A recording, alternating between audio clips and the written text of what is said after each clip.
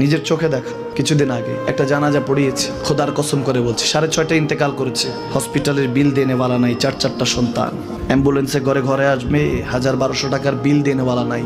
কি বুঝলেন? ক্ষণস্থায়ী দুনিয়া।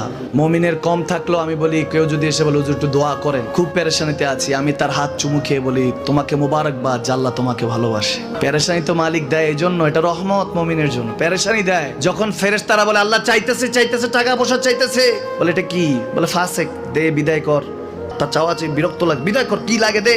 মুমিন যখন চাইতে থাকে আল্লাহ আমাকে কিছু লাগবে, যখন একটু করে চায় আমার মাটাকে সুস্থ করে দাও, বাবাটাকে আল্লাহ আমার স্ত্রীকে, আমার আমাকে একটু তৌফিক দাও, চাইতে থাকে মুমিন। আল্লাহ বলে যখন ফেরেশতারা দেখে মুমিন চাচ্ছে, দেরি করতে পারে না, তাড়াতাড়ি খাজানা নিয়ে দিতে নেবে, আল্লাহ বলে রাখোস না, এত তাড়াহুড়া কিসে? তার চাওয়ার মধ্যে তো প্রেম আছে, একটু চাইতে দেস না।